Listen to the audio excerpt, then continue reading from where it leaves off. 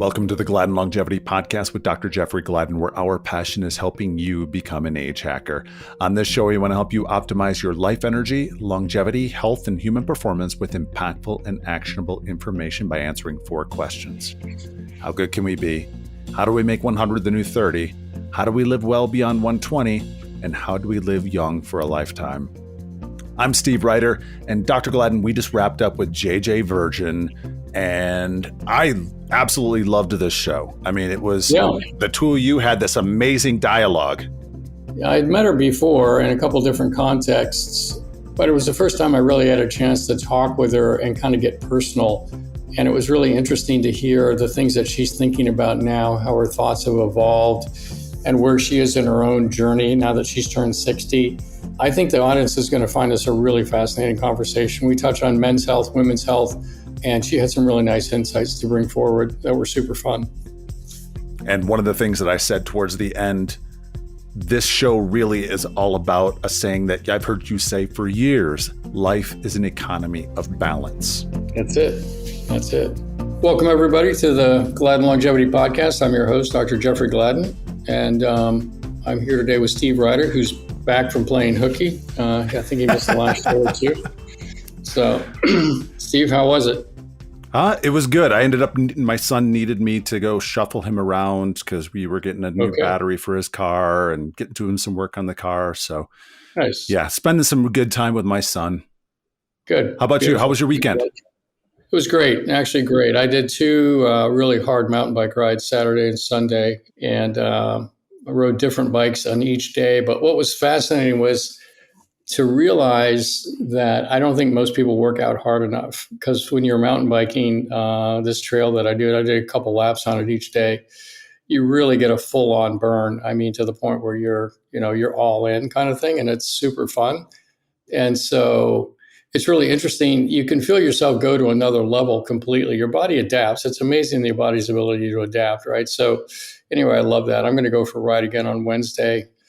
And I've been doing some stand-up paddle, but you just don't get the same cardio that you get when you're doing something like mountain biking, right? It's such natural interval training, and I love it to death. So, well, speaking of exercise and speaking of having fun, we have with us today JJ Virgin, who's world-renowned for, I don't know if it's world-renowned for fun, but certainly world-renowned for exercise, and probably fun too. So, JJ, welcome to the show. My parties are fun. Okay. All right. Yeah. I think I'm the only health conference that always involves costume parties. Oh, well, that is fun. There. Okay. Yep. And what do you dress up as? It depends on the year. Last year was the theme was the big top. So I dressed up, actually at the entire event, I dressed up in a myriad of outfits. Like I just used the entire theme and dressed up as, ringmaster and a trapeze artist, all sorts of things. The year before was space. So I came in, same thing, NASA astronaut, all sorts, Star Trek. Yeah.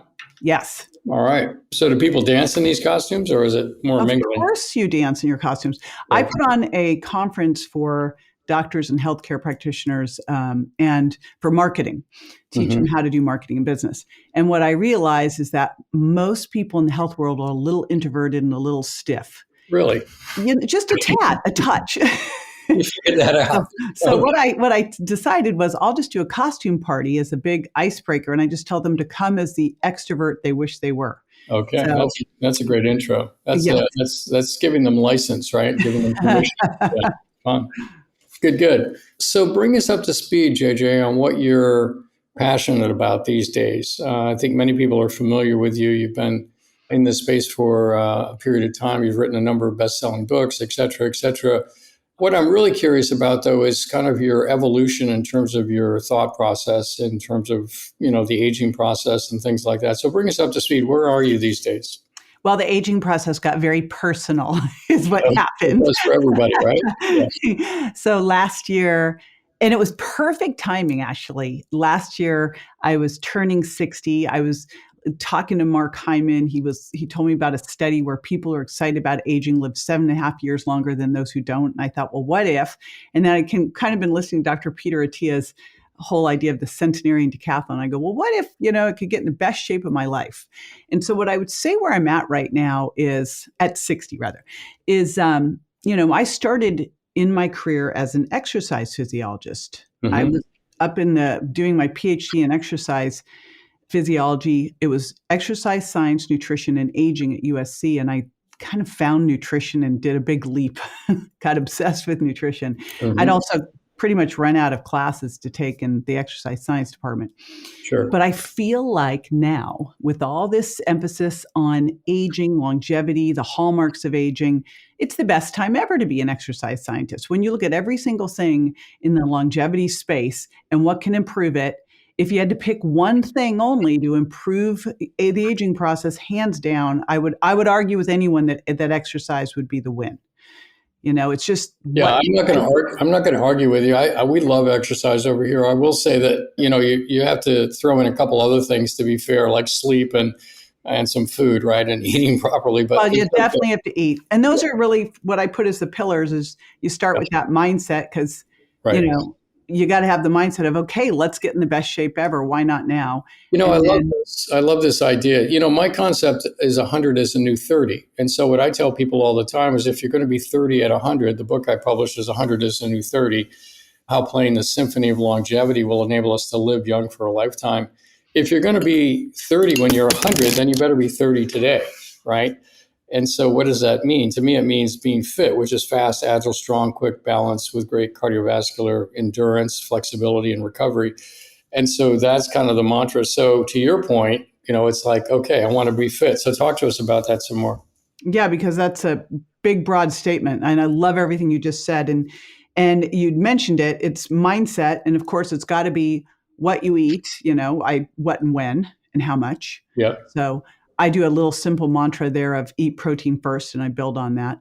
And then it's got to be movement. And I love that you said movement because it's movement. It's not just exercise.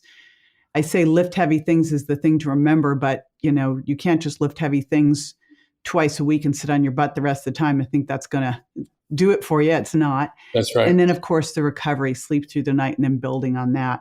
But it's interesting on the exercise realm because exercise could be anything. I heard you talking about mountain bike riding. You could mountain bike ride or you could do some Qigong and very different hormonal effects all under the umbrella of exercise. So you really have to pick it apart. Yep. There's some interesting data on Klotho that you may be familiar with. The gene is Klotho. It's Klotho. And it's an interesting gene because when Klotho is expressed optimally, we have better brain health, better cardiovascular health, better longevity, better activity levels, et cetera. And the interesting thing about Klotho is that it's the heterozygotes that actually have the highest Klotho levels. So there are people that are homozygous for let's call it the bad SNP, and people that are homozygous for, let's call it the good SNP. And neither of those do as well as the heterozygotes. And so when you think about Klotho and trying to optimize it, there are a couple supplements that will do it, like sulforaphane will do it, piceid resveratrol will do it. Exercise has an impact on Klotho. And it's interesting because cardiovascular exercise increases Klotho, and lifting weights actually decreases Klotho. So resistance training is decreasing Klotho. So it's really interesting when you think about exercise, how important it is to have, we have to have weights. We have to have resistance training because we want to build muscle, bone, all these things. But really, we definitely want cardio too. And we want a bunch of cardio because it builds all the cardiovascular stuff. Plus it boosting Klotho for us. Well, does resistance training lower Klotho acutely or chronically? Chronically. People that are weightlifters, let's say, when you look at Olympic athletes and you look at the different classes, like you have power athletes and endurance athletes, who lives longer, right? Endurance athletes outlive power athletes by 8 years, right?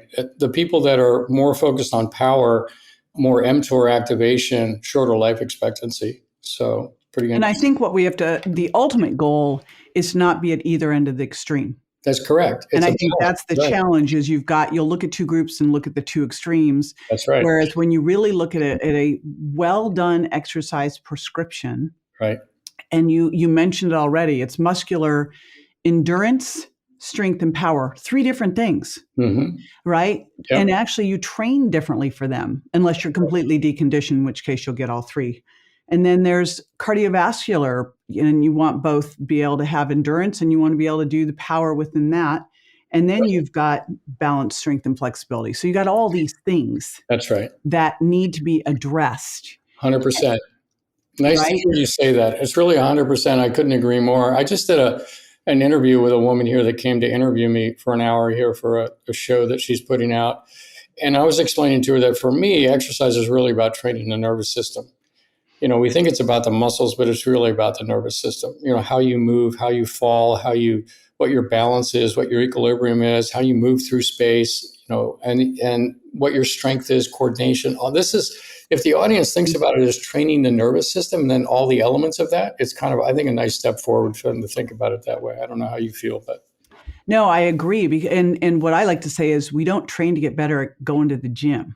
That's right. We train to get better at life. And so, because people get concerned they're going to get injured at the gym, I go, you go to the gym so you don't get injured. That's right. And that's why when you're in the gym, you want to be doing things that really mimic. They're going to put you into those situations you'll be put in life where you have to quickly move, quickly run from something, catch yourself, squat, pick something up. Yep. The stuff that you would have to do, the research that came out recently that showed that you could get the same hypertrophy from using a weight machine versus free weights. Well, that might be the case, but you're not going to get the same communication in your nervous system when you have to pick 100%. Something up free weight. 100%. I think this is such a key thing, right? I think machines can play a role. They can serve a purpose. But the idea that you're talking about is to train your nervous system where you are in space and how to move through space and lift something or move something or move your body through space, say you're running or biking or whatever else. This is the real gold, quite honestly, because that's what makes you more bulletproof when it comes to injury prevention, right? So, yeah. Exactly. Or if you have an injury, I blew out my knee when I was 17. Okay. And I was able to put off a knee replacement for 35 years. Okay. And only because of what I did to keep that thing super duper strong, So you had it replaced at 52? Is that right? Yes. And they literally told me in my 20s, after I had 2 ACL replacements that I blew out, they said, you're just going to have a knee replacement by 30.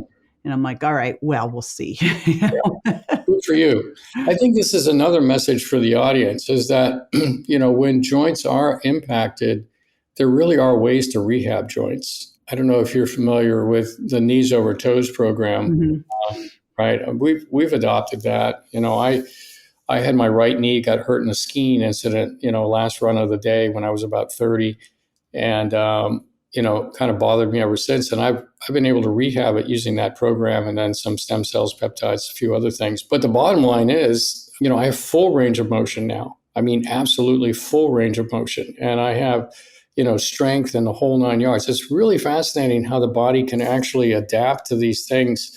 I think one of the problems people have is they get hurt and then they cut back on their exercise instead of actually going about it the other way, right? I love that you said that. So I worked briefly in a physical therapy office. Some friends owned a physical therapy office. They're like, come on in and put the exercise piece in. Well, first of all, I discovered people in pain tend to be very cranky. It was not very fun to work in.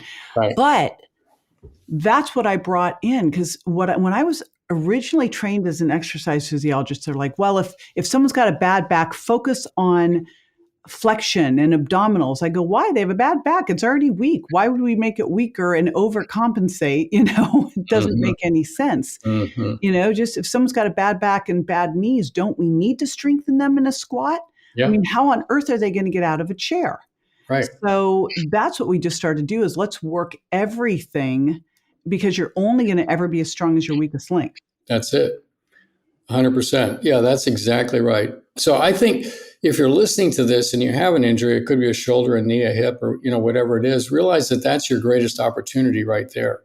It's your greatest opportunity to make a comeback because without that, the rest of your body gets sacrificed in deference to that. So. And there's so much you can do now. I mean, first of all, you can do some blood flow restriction training. You can do, I did stem cells. I did PRP and Prolo and stem cells. And I did so much stuff to offset to be able to go as long as that I did. There's so many things that are available to us now that quite often you don't ever need to get things actually repaired. You can repair it yourself. So I'm sure the audience is curious, what is your workout routine like? What do you do now with it? Well, let's just phrase that up with a knee replacement. So maybe you're not running, maybe you are running. I don't know, but I'm sure they're curious to know, what is it that you do on a weekly basis, let's say? Yes. And I've been really playing around with what is the right exercise prescription for someone 50 plus. What are the big considerations that we have as we age? Because we know that we are losing up to 1% of our muscle size each year. That's actually not the challenging piece of it. The challenging pieces of it is that we're losing 2 to 4% of our strength and 6 to 8% of our power. So when I really look at this, I go, we've got to make sure that we're maintaining strength and power. If we do, we'll have the size. We'll maintain our bone density if we're doing those things. We've got to make sure we're keeping our VO2 max up, which, gosh, wouldn't it be great if that just became part of an annual physical? Like, do your VO2 max. Come to Gladden Longevity. We do it twice a year on everybody. Why is this not, when we know this as the single biggest predictor, why is this? Yeah, we've been measuring it for over a decade for every single client. It's such a great metric. And we get so much information from a cardiopulmonary exercise test, even beyond VO2 max, anaerobic threshold, how in shape somebody is, mitochondrial function. We look at microvascular disease very efficiently with a cardiopulmonary exercise test, as well as heart rate response to exercise and other things. So it's a wonderful test. I think everybody on the planet should have a cardiopulmonary exercise test. Yeah, that, a DEXA, something for strength, whether, obviously your leg strength is the biggest determinant, but grip strength is such a great proxy. So at least, gosh, anyone can do that. It's a $30 hand grip dynamometer on Amazon, and tracking your waist measurement. There's such simple metrics that you can do that are such huge predictors of what's going on, and then can help you realize, okay, I've got great cardiovascular fitness. My strength is challenging, or I have, both of those, but I can't get up off the floor. So where do we need to focus? Is it balance, flexibility, stability? Is it strength? Is it power? Is it cardiovascular? And I assume for most of us, we need a blend of all of those, because those are all the key things that we have to do as we age. So you mentioned running, and I'll tell you something funny that happened. So with my knee, I ran and ran and ran, even though they told me not to run. I was like, I did. And then I finally kind of stopped maybe 15 years ago. And I always ran because I was like, well, they're going to fix it anyway. But then I just pretty much stopped running. And about a year ago, about 6 months ago, my husband and I went to a high intensity interval training class on a Lark here in Tampa. And we walk into this place, and one side of the room are all of these sprint treadmills, and the other side are these stations that have kettlebells and TRXs and step boxes and all of that. And you go back and forth doing HIIT exercises. Nice. Fabulous place. We were literally like the grandparents in the room. We weren't just old enough to be everybody's parents. We were old enough to be everybody's grandparents. Okay. And we walk in, and they're like, because we usually take a hot yoga class in this place. And they're like, you sure you want to be in here? As if we can't handle it. And I'm like, do you know who I am? Get out of the way. So, but I will tell you, it was the first time that I'd sprinted in forever. And the sprint treadmill is fantastic because it's very cushy. And if you're concerned, you can grab a hold. So I immediately got one. I bought one for home. I'm like, I have to have this. This is the greatest thing ever. Yeah. Describe that for the audience. They may not be familiar with this exactly. So how is it different from a regular treadmill? So a sprint treadmill is arced and you're self-propelled. You don't turn it on. Your body turns it on, which means, and it's on an arc. So the faster you go, the faster it goes, the slower you go. It's like an electric car. And so it's and it's because of the way it's built, it has some great give in it too. So it's this fantastic thing that you can do all sorts of different types of training on. But for me, I just want to start incorporating sprints into my workouts again. And this is a fantastic, easy way to do it. I'm looking for all the different ways I can put power in.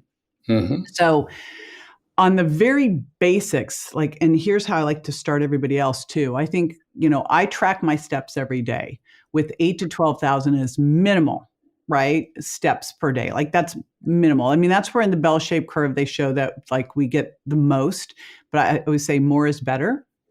And then I also have a rucking vest. And so what we really love to do is at least after dinner, throw the rucking vests on and go out for a walk after dinner. Mm-hmm. So that's the first thing. And I think it's really important for people to start to move more. There's that great research that shows if someone was new to a resistance training, if they were new to exercise in general and they started out with more movement in zone 2, they'll actually get more hypertrophy when they move into the next phase. Mm-hmm. And so, for the deconditioned person, going out for a walk is going to be an exercise, but fairly quickly, you'll need to do something. And that's where the rucking vest comes in. So. This episode of the Gladden Longevity Podcast is brought to you by the new molecular hydrogen formulas of Chill and Energy. Yeah, Chill and Energy were a couple of things that I learned about through NES Health. And we discovered that when you combine their infoceutical with hydrogen, you actually get an expanded effect from what you would just using it by itself. So we were very excited to work through the ability to actually infuse, if you will, or imprint the hydrogen tablet with the information related to Chill and to Energy. You can hear more about the physics of how this formulation came about if you go to the interview that we did with Harry Massey on episode 191.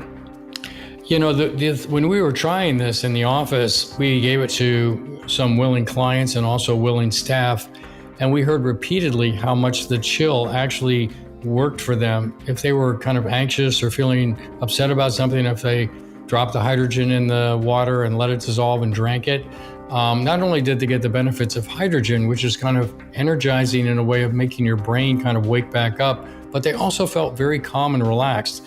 And so we were very excited to bring it forward. And when we started using H2 Energy and combining those two together, we found a really nice energy boost before we went to go work out or do a mountain bike ride or go for a run or any of these things. And so this is the first two of a family of hydrogen products, I'll say augmented or advanced hydrogen products that we're bringing forward. So these are really the most advanced hydrogen products, I think, on the planet. I love taking an H2 Chill right before I hop in the sauna and an H2 Energy either before I do a podcast with you or afterwards because my brain is pretty tired. Get 10% off your order of H2 Chill and H2 Energy when you use the code podcast10 at gladdenlongevitysshop.com. That's podcast10 at checkout when you visit gladdenlongevitysshop.com. Gladden Longevity Molecular H2, Chill and Energy. It's an upgrade to your hydrogen toolkit. It's interesting that you say this because there's some real wisdom in exercising after dinner, right? I mean, it's been shown to help you digest. It's been shown to, mitigate the stress of eating, so to speak. We think of eating as restorative, but it's actually a stress on the body. So it's a way to kind of dissipate some of that. And then, of course, you're building strength and endurance, quite honestly, when you're walking around. I assume you're probably walking at a pretty good pace as well. Yes, when we don't take our dogs with us. Okay. Otherwise, it's walk, walk, sniff, There you go. Yes. Okay. So the dogs stay home at night. And again, for someone, if they were monitoring their blood sugar with the CGM, they'll see very quickly that walking after a meal is a great way to lower the blood sugar response to a meal. Exactly. So that's always step one, because I think that, we still have this idea that you could go and exercise a couple times a week and then not have to worry about it. And I really want to make sure that we are actually getting in a ton of movement. I don't think we move anywhere near as much as we need to. You know what? I'm a big fan. When people come to me and then they ask me, how many days a week should I exercise? I say 7. And the reason, right? And the reason is because if you're going to make it 5 or 3 or 4 or 6 or whatever, then you got to wake up in the morning and decide, right? If today's the day. And when you introduce a decision into something like this, the failure rate goes to 100%. So take the decision out. I'm an exerciser. I exercise every single day. I do something every single day. And sometimes when I'm traveling, it could be just I'm running up a flight of stairs or a couple flights of stairs or whatever in the hotel room, back and forth a little bit. That's my favorite. That's like the favorite travel workout. Well, the other day we went to the Integrative Healthcare Symposium in New York, and we like left in the morning, but we went and we had a busy day and then we went to dinner. Well, we had to walk, like we didn't have to, it was cold. We could have taken an Uber, but we walked all the way back to the hotel after dinner, which was 3 miles. Like we were all the way on the other side of the, Manhattan. So, quickly we walked because it was 30 degrees. So that helped. We were like, we are going to get home fast. But yes, you need to do something every single day. And there's another add-on to that. If you say 6 days and you miss 1 or 2, now you're down to 4. You say 7, something comes up, you still got 6. But every day you got to hit those bare minimum movement numbers. And then you put in the rest of what you need to do. And basically, it's going to be a blend of resistance training that has incorporated in power and strength, and then cardio training that has incorporated in some HIIT, some power work too. And then I like to throw in 1 day a week I'll throw some in within resistance training, but I think it's also great if you can do one or more concentrated yoga classes a week that really, and I'll tell you, I started yoga maybe like 7 years ago. And I was like, and I still don't love it. I watch the clock. I'm like, okay, I'm 10% through. I just sit there and watch the minutes. And I would go, why am I doing these dumb things? Why am I doing this side crow and this other thing? And then as I started to look more and more and more into the literature of balance and flexibility, I thought I would never force myself to get into these positions ever. Like I do not have the self-discipline at home to go, I'm going to go do a jumping crow. It's not happening. So, there's something great about being in a room and being in a hot room where you're sweating too. It's like you just got a 2 for 1. So yoga once or twice a week, resistance training. I really prefer to have people hit every body part 3 times a week, but 2 times is the minimum. And what I've done is divide the body into 4 parts, but I focus on 3 because the other one gets pulled into yoga and gets pulled into these places is where I'll do hip and thigh hinging. So things like squats and deadlifts and step ups, and then upper body pushing, things like push-ups and overhead presses and dips, and then upper body pulling, pull-ups and bent over rows, all types of rowing. And the reason that and then I have power core, but if you're doing a push-up correctly, you have to use your core. If you're doing a squat correctly, you're using your core. If you're doing a deadlift or a bent over row. And so I look at these and I go, you can throw some of those in between if you want to. You're doing chest presses, you want to throw in some sit-ups, but the focus, your core has to really work when you're doing a well-executed squat. I like actually focusing on the core, because what I've come to understand and actually experience is that when my core is strong, I run better, I bike better, I surf better. Everything is better when my core is strong. So spending some time focusing just on the core, I find to be, helpful in my own endeavors, so to speak. So that's been useful. Well, that's why I go to yoga. Yeah, there you go. Okay. Yes. Then, the other thing for me is I like doing a lot of balance training. So I have lots of different balance boards, endo boards and extreme balance boards, slack blocks and Bosu balls and everything. And I do a lot of this stuff now with my eyes closed, to where I'm balancing with my eyes closed. Because if you're balancing on, like in yoga, you're doing what I call more static balance. But if you want to train your nervous system really well, that's important. But you want to do some dynamic balance also, right? Where something's moving and your body and your nervous system are adapting to it. I find that so useful. You also use a Swiss ball, like I'll roll up onto it on my knees and do that with my eyes closed and things like that. Because I find that if I fall, I don't get hurt. I mean, you just roll. It's like your body knows what to do. It's such a beautiful thing. So you hear about people, particularly as they age, they fell and they broke their collarbone, they broke their arm, they broke their wrist, they hit their head, they smashed their face.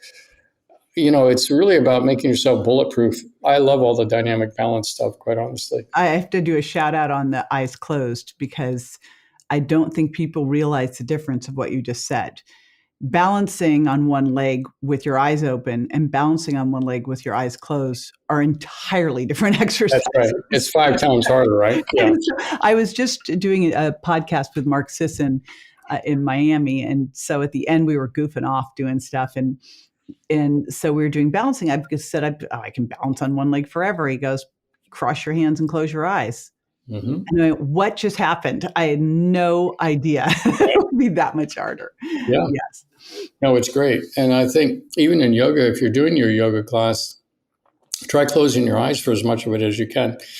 It'll really, it'll train that nervous system in a new way. Your proprioception will go through the roof. It's a fun feeling to feel so proprioceptively connected. Yeah, that's a great idea. And it is such an important thing for people to realize. You want to train yourself to be able to catch yourself when you fall, because That's it. going to. You're going You to. do not want to be that statistic. I mean, yes, you'll have more muscle mass and better bone density from what you're doing, but That's you right. can still break a bone or tear something. And that's where being able to catch yourself is everything, and you just train for it.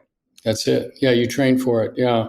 I love getting on a Swiss ball and laying on my back and rolling around with my eyes closed, right? Where you roll around and it's training your whole vestibular system, your whole proprioceptive system.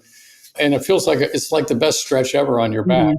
But it also feels, I mean, you come away with such a sense of where you are in space. And I think that's what people need to understand. If you can't close your eyes and know where you are in space, then you have some real work to do, right? Because you want to get to that point where you feel comfortable, eyes open or eyes closed.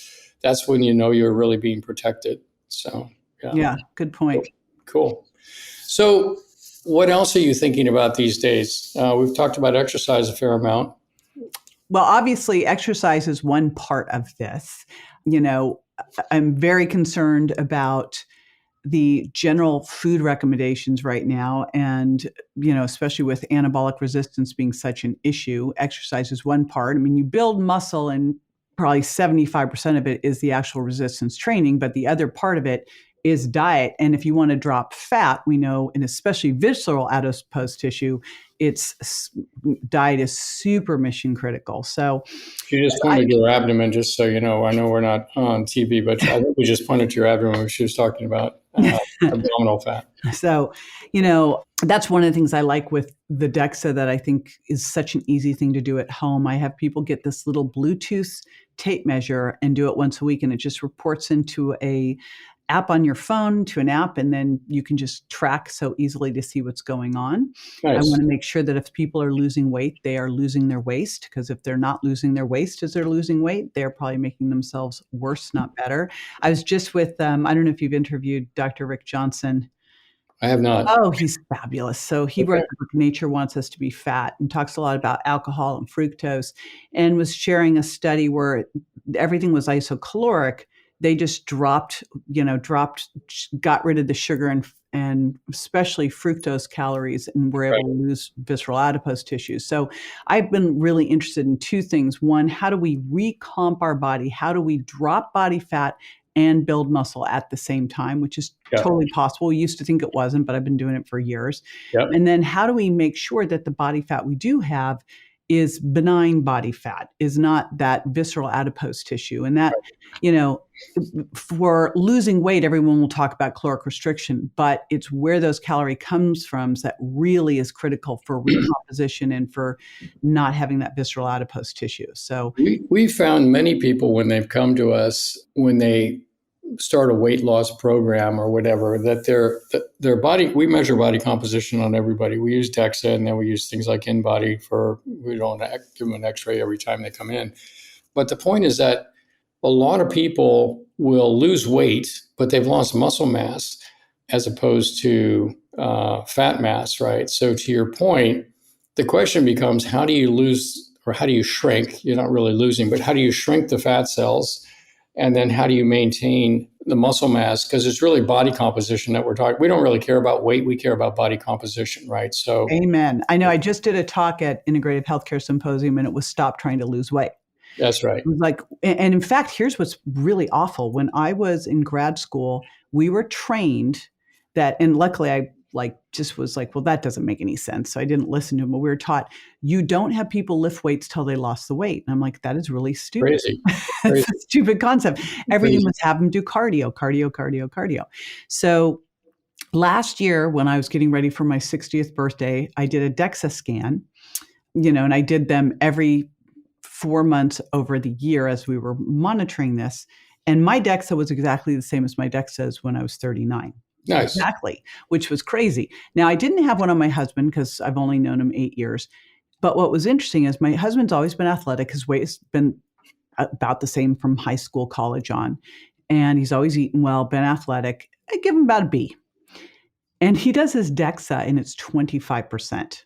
Okay. Now, I'm glad I didn't have to say Just so the anything. audience understand, it says 25%. She's saying 25% body fat. I believe that's what you're saying, right? It was 25% body fat. Mine was 13.9. I'm looking at him and I'm like, well, that's really thin for a woman, 13. I'm very lean. I will tell you genetically, I'm a genetic, I don't even usually talk about it because I'm so lean for a woman, always in regular periods. I just genetically have that body. Very mesomorph, very lean. I used to work out at Gold's Gym in Venice. They're like, be a bodybuilder. I'm like, yeah, not where I want to spend my time. No thanks. But that is interesting. So for men, if you're at 13.9, that's probably really, I mean, we think that's good. You don't want to be in the single digits. I don't think that's particularly healthy. So men he would have been, well, athletic males, you'll have, 5 to 12%. They have 3 to 5%. Depends on where they are, I think. Yeah. So, but in women, the difference is women have 10 to 15% essential fat. We are going to have higher body fat than men. So I was expecting to see him, 15 to 18%. Right.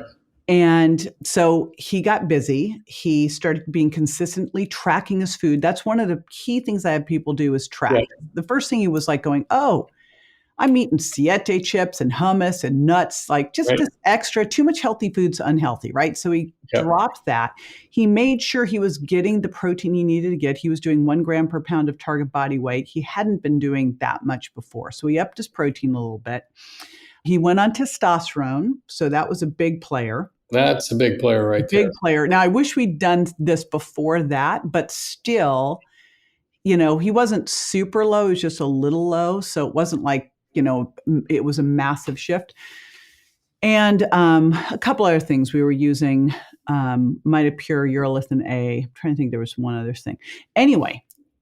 And the reason they were doing that is to boost mitochondrial function. Yeah, so he was having good mitophagy. He was, over the course of about 10 months, he loses 27 pounds of fat and puts on 24 pounds of muscle. Nice. And what is interesting is like, he's never been like this in his life. Like this isn't, now he's back into college fighting, No, he's never been this level. He's way more of an ectomorphic guy in nature and all of a sudden was able to make this major shift. So, and I say that because it's possible. No, it is possible. I know when I started testosterone back in my 50s, I lost 20 pounds of fat and put on 10 pounds of muscle and got back to what I weighed in college, essentially, right? So it's amazing. As you go through life, I think the point is, yes, diet and exercise and the varieties of exercise that you do are important, but also being hormonally optimized is also critical. Yeah, I think you really have to be. I mean, I think probably without and this is just a complete wild guess because I know how much he shifted things, but we might have seen maybe, half that shift. Half that. I think you would have seen half that. And you wouldn't have felt the way he feels. Which, that's right. And why wouldn't you? Wouldn't you? Right. I mean, I hear women, I just did a talk for a women's group and this woman came up and she goes, I'm eating protein first. I'm optimizing protein. I've lowered my carbs. I'm eating vegetables. I'm not snacking. I've shortened my eating window. I don't eat after dinner, right? I walk after meals. I do my resistance training. I'm doing my high intensity interval training. I get to sleep. I'm stuck. She goes, but I don't want to take hormones because it's not natural. I go, it's like interesting concept, right? Yeah. I go, it's not natural, but it's also helpful, right? I mean, it's not natural because your hormones go away. That's the natural thing. But the hormones themselves, it's interesting. People get these blocks around stuff like that. But yet she was taking all of these other supplements. I go, you realize probably if you just did this, you wouldn't need a lot of the other things that you're doing. That's right. Life will get a lot simpler. It's very hard to work with a woman who's now, gone through menopause and doesn't have the estrogen on board to be able to burn fat and build muscle, similar with the man and low testosterone. It's dangerous, right? I think it's dangerous. There are situations where hormones are contraindicated, somebody with breast cancer or something like that, when they're in active disease, et cetera. But I think it's dangerous to go without hormones, not only for the osteoporosis, muscle mass, but cardiovascular function, brain function, increased dementia, Alzheimer's. right? There was an interesting study from Kaiser that came out of Kaiser, I don't know, a few years ago. I'm going to say it's probably 8 or 9 years ago. They looked at 500,000 women, and they looked at any woman that took hormone replacement therapy for any period of time. It could have been just estrogen. It could have been just progesterone. It could have been progesterone and estrogen and testosterone. It could have been any period of time, like for a year, 6 months, 2 years, whatever it was. And they had a 50% reduction in dementia for any woman that took hormone replacement therapy at any point. I mean, it was so unbelievably dramatic. Hormones really are, we used to think when this whole anti-aging thinking started that hormones were the answer. We know they're not the answer, but we know they're definitely a piece of the puzzle. And that's a critical piece. So if you're really on the fence about hormones, you really need to think seriously about it and getting those managed appropriately. I think we're very meticulous about it, looking at hormone metabolites and genetic risk and all this stuff to make sure people are safe. But once you get that landscape safe, then man, they're amazing. So yeah, I remember early on, it was probably 15 years ago, I was working out of one doctor's office, just putting people on nutrition and fitness programs and looking at their labs and reviewing them with them. And before they even told me anything, I could tell the women on hormone replacement therapy and the women not, because their cardiovascular markers were so different. So different. What were you seeing? Just so much. Oh my gosh. Elevated HSCRP, yep. Elevated LDL number, fractions, all the bad stuff. Mm-hmm. Yeah. So it was so clear, elevated blood sugar, elevated fasting insulin. Yeah. And one of the things we talk about on this show too is that when you're hormonally optimized, libido is improved, which also improves intimacy in a relationship, which also improves oxytocin release. And oxytocin is like God's gift to longevity, your nervous system, telomere lengths. I mean, it does everything you want to have done in longevity. Talk about exercise. Oxytocin is another thing that really touches on a lot of very important things. So being hormonally optimized to be able to enjoy your sexuality, be able to enjoy your physicality becomes really, really important, I think. So, and it keeps your husband from being crabby. Well, there you go. Something to be said for that. So, yes. Cool. And the wives. And the wife. Yeah, there you go. I will just say this. One of the things that I do with my hormones is I tend to cycle between optimizing mTOR activation when I do use testosterone and use something to stimulate growth hormone release and things like that. And then I cycle down after when the testosterone's running down. I'll do more things to activate AMPK and do more intermittent fasting and more spermidine and things like that, because balancing those two between being anabolic, but then being in that AMPK activation mode, I think is the ultimate balance. Biology likes to be in balance. It likes to cycle through different states. And we know that if we're anabolic all the time, we know there's a higher incidence of cancer and we don't live as long. So being able to cycle through these things. So as you're listening to us talk about this and the benefits of it, realize that there is still a cycling that goes on here for men and for women. I think. Right. Well, and you look at all throughout everything that we've got going on in our bodies, we build up, we break down. That's right. That's how our bodies work. That's it.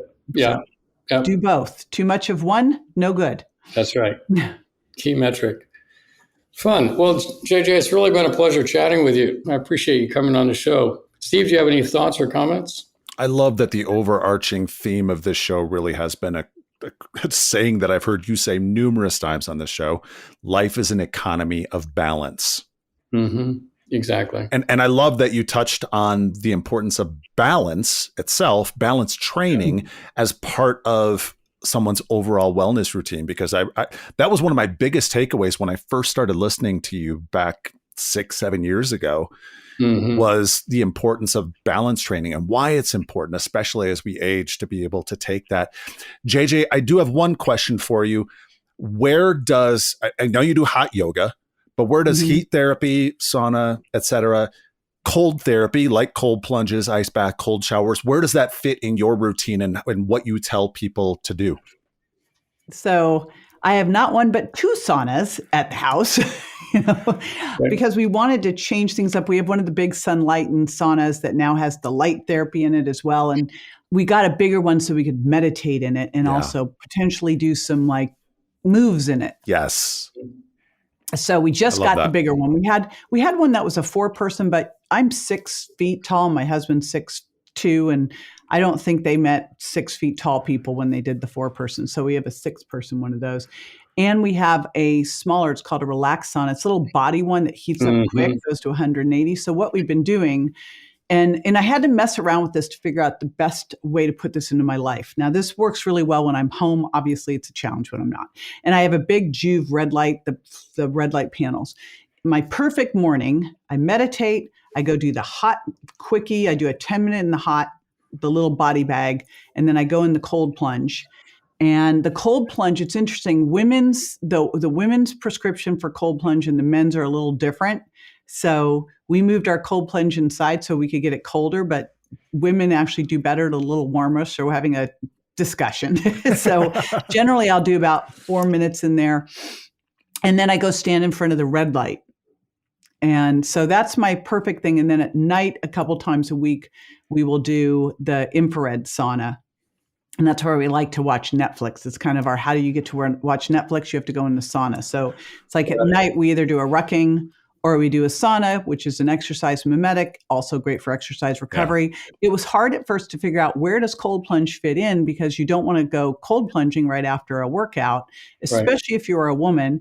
So I had to but I didn't want to go freezing cold. Literally, I was going freezing cold into the gym. I go, this couldn't be good. So that's how I figured out the hot, then the cold, red light.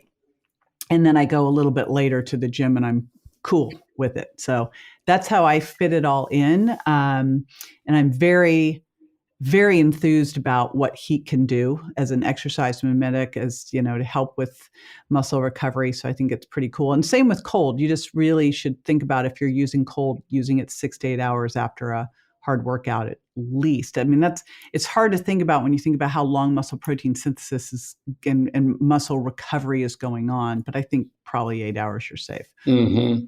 Yeah. No, that's really good. I will just mention this to just trigger a thought. I don't know if you've come across this or used it, but there's a product out there called Perfect Aminos. Yep. That I really come to like, that I'll use post-workout as a way to get protein building. My kidneys were damaged when I was 5 years old. So from a strep throat, I had post-strep glomerulonephritis. So my kidney function's always borderline. It's not like terrible, but it's a little below where you'd want it to be. So I'm a little sensitive to how much protein I want to eat. But by using the Perfect Aminos, I can build protein, I can build muscle without having to, basically metabolize that much protein. I've actually been taking an amino acid blend. So I do creatine every day, so my tissue stores are saturated. Yeah. What I teach people is, if they're not there yet, then do them before their workout so they have them on board, especially women when we have to creep them up because they're so afraid of them to start with. But I go to the gym with electrolytes and amino acids just so I have them on board. Yeah, no, that's good. It's probably overkill, but you know what? Talk a little bit about creatine, because creatine, I think, is one of the most well-studied supplements for enhancing muscle function, quite honestly. I mean, it's been around forever. Muscle function, brain function, skin, bones. For women, especially because, the majority of my focus is on women, and especially peri and post, but a lot of postmenopausal. There's some really cool research, because women have 70 to 80% of the tissue stores of creatine that men do, and generally are eating less protein too. Interestingly enough, like the really good sources of creatine are fish. You would think that meat would be higher, but fish is higher. But we're still we're going to get like 1 to 2 grams from food max. So we definitely would want to supplement with it. And what I have with women, because women are so afraid of weight gain, and this is, if I could change one thing, wave my magic wand and get everyone over this, it would be for women to stop looking at weight, start looking at what weight is made up of, stop worrying about getting big. 40 years of taking people to the gym, helping people resistance train. I haven't seen a woman get bigger unless she just sits on the couch and doesn't do anything. Right. But when she resistance trains, muscle is your metabolic spanx. It holds everything in tighter, requires more energy to survive. It's your endocrine organ. It helps with your immune system. I mean, it's key. And creatine helps with this. It's going to help you work out harder at the gym. It's going to help you recover better. It's going to help. They did a study with postmenopausal women who are depressed, and they found significant improvements in their depression when they use creatine, and it helps with skin wrinkling.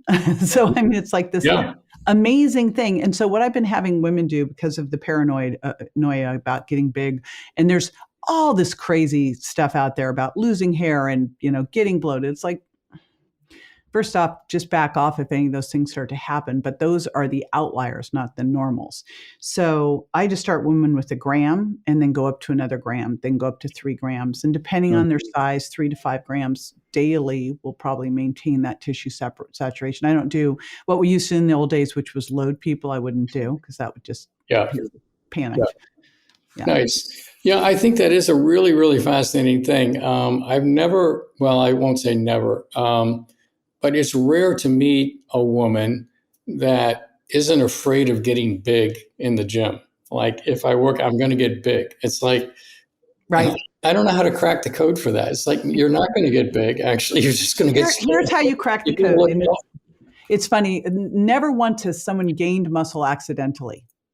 So that's never happened. There's no drive-by muscle growth, right? That's right. But here's the interesting thing with muscle, as you know, like if you were lucky as a woman lifting weights, you'd put on 2 pounds of muscle a month, maybe, probably more like 1. Like, it just takes a lot. And so as we're working together and we're doing your measurements and we're watching your body composition, if somewhere in there you go, oh my gosh, I'm putting on too much muscle, which again, in 40 years has never happened, we could just back it off. Yeah, exactly. Yeah, your body will reabsorb the muscle in a week. Quite honestly. Like, this is not hard. Just go on a fast for a week. It's gone. I am so much more concerned right now, and I really am taking on this whole concern about being bigger. I mean, part of it, Jeff, I feel like saying, get big. Get big, show up stronger. Let's get powerful. Exactly.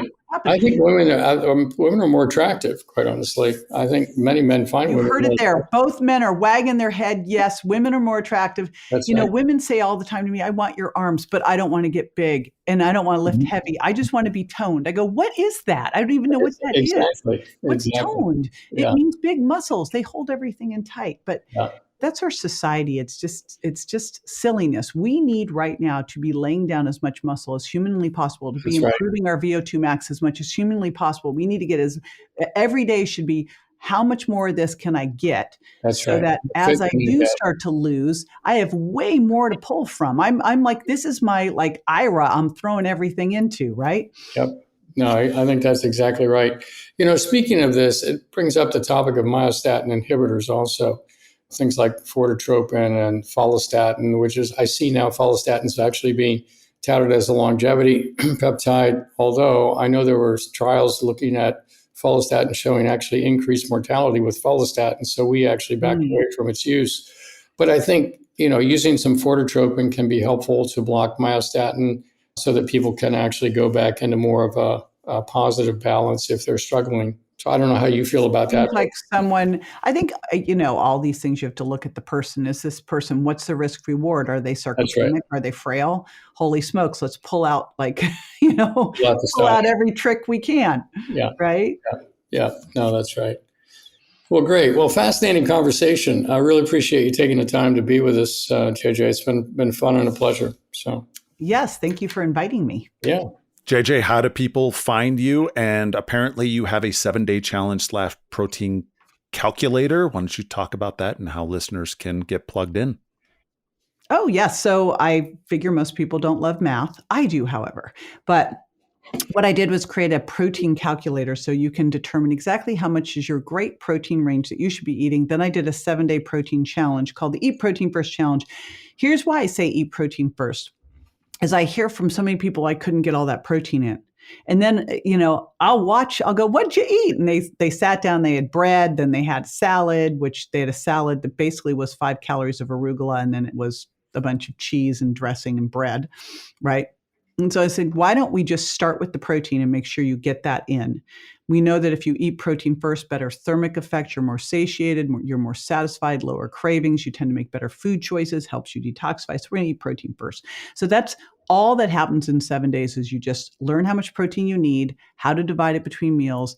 You get simple meal plans so that you can get it in, and you just track that. And what we hear from people in 7 days is, they're not hungry. They got rid of their cravings.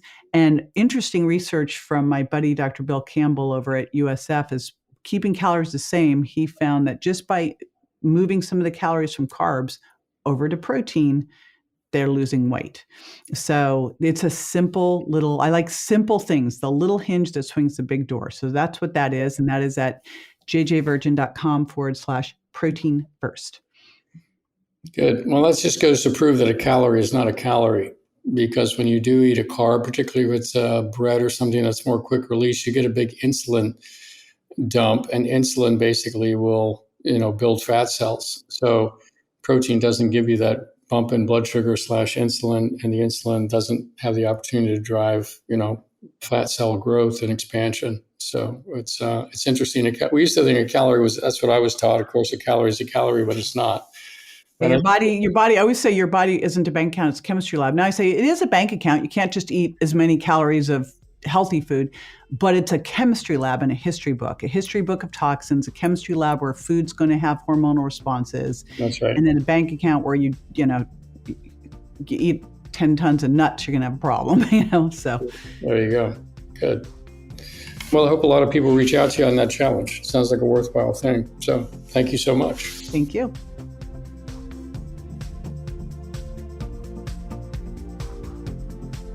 Thank you for listening to this week's episode of the Gladden Longevity Podcast. If you would like more information on what we've discussed or other topics, please reference the show notes or go to GladdenLongevityPodcast.com.